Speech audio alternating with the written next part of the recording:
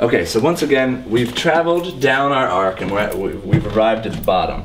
Well, the deadness of the past represented by temper paints that naturally crumble and crack, and the skulls. Now, a baby dragon is birthed out of the chest of the man that is reaching up back toward the light, going back toward that consciousness, that light that first started firing in our neurosynaptic connections to give us this objectivity, the light that is in all religions, the light of the Big Bang that started all matter and life on this. Whether you approach it from a scientific level, a religious level, a metaphysical level, they're all saying the same thing. All concepts are starting to merge. That's something that you can only realize at the bottom of our arc. Because through the technology, the internet, the grasping of these resources that we have, we can start to see this even as a pattern. This concept could not have been come up with in substage 3 or 2.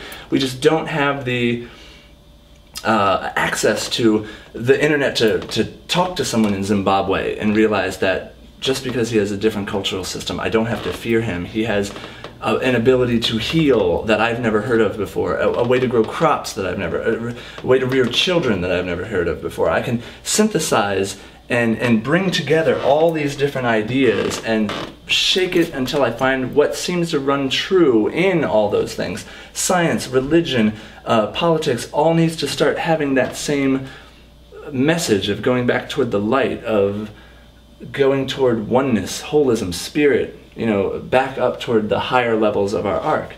Well, that dragon is a power animal in Eastern culture, as the symbol is the animal that accompanies you on your path up toward enlightenment. So it will be guiding us through our next stages, and the next stage up is genius, emergence of a cooperative society. How does a cooperative society evolve? Well, everyone feels comfortable enough in their own skin that they don't need to compete. The reason genius is key to this, genius resides pretty much right here in our arc. It is the ladder, the step that gets us to be able to even start forming this society. The reason is because if we have the vastness of consciousness, I mean, it is just all universal mind. Say it's this huge ocean of just information. That which was before the Big Bang, the mind of God, however you want to approach it. Our bodies are actually reductive structures, in that if I was aware of that consciousness constantly, I wouldn't be able to sit here and talk to you. I wouldn't be able to hold anything. I wouldn't know where. I'd see every atom and every particle and every molecule of this key and all the air around it. I'd feel the magnetic fields. I'd not know where my hand ended and it began. I'd be experiencing time both forward and backwards. You just couldn't handle it and still remain in three-dimensional reality. So our bodies are actually reductive, in that we take this huge sea of consciousness and filter. Aldous Huxley beautifully articulated this concept in The Doors of Perception. It filters, funnels it down until it's almost just a drop coming through our consciousness. We use, I think, less than 10% of our brains at one time. Well, that way we can do things, we can move in the material world and make decisions and things like that. But the key is genius, because number 4 is learning the rules of the game. Figuring out the laws of cause and effect of materialism. Well, Jimi Hendrix, for example, he had to learn how to play guitar. That's substage 4. He had to sit there and play and practice until he figured it out.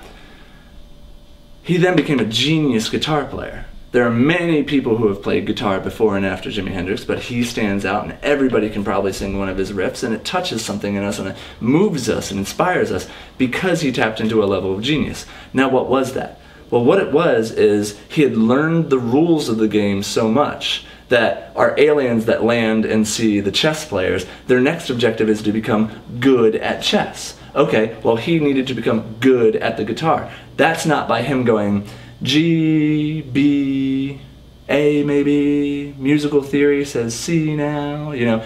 He just has gotten so good that he gives it up to God, or he lets the universe flow through him and just wails.